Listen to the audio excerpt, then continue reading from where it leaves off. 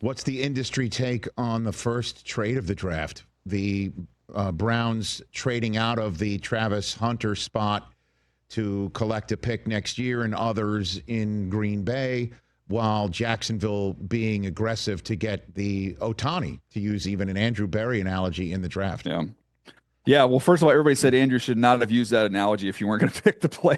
Right.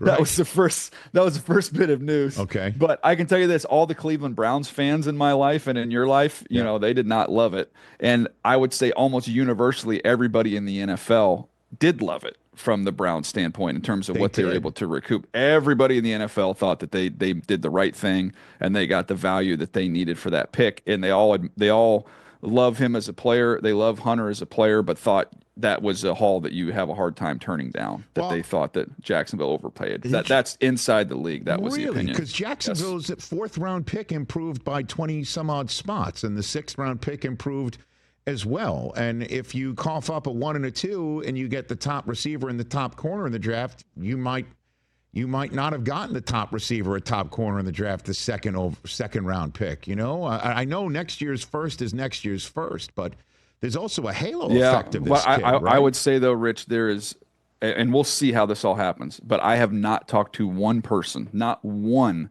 that believes that Travis Hunter will be able to play every snap on offense and defense at the pro level like he did at the college level. There is not a belief that he'll be able to do that. So that's why it was a major minor situation. He's going to major on offense and then sprinkle in on defense. So I am so fascinated by this because we've never seen it. So we're going to find out, is that truly possible? But I can tell you there is a great appreciation for his talent as a player, and I could not find one person, Rich, and I'm talking 15 to 20 people that I've talked to that believe he will be a full-time two-way player in the NFL. Man, there's going to be a lot of egg on people's faces. That's what I'm saying. That's why I'm fascinated to watch it. Wow.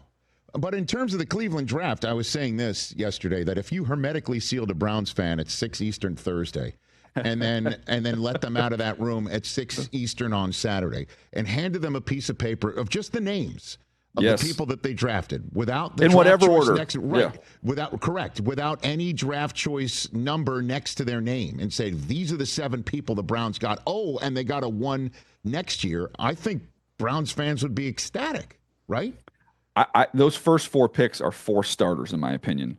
Mason Graham, Schlesinger. You can make a case Mason Graham as the best defensive tackle in the draft. Schlesinger, to me, is in that mix as the top linebacker. He was second for me. Quinshad Judkins, I don't think it would surprise anybody if he ended up being the best running back in this class. He's in that group of 4 guys who are very equally graded. Fannin could end up being one of the top 2 or 3 tight ends in this draft, who's, definitely a starter. And then you're like, okay, Dylan Sampson's going to have a role. He's going to touch the ball. He was up there for me.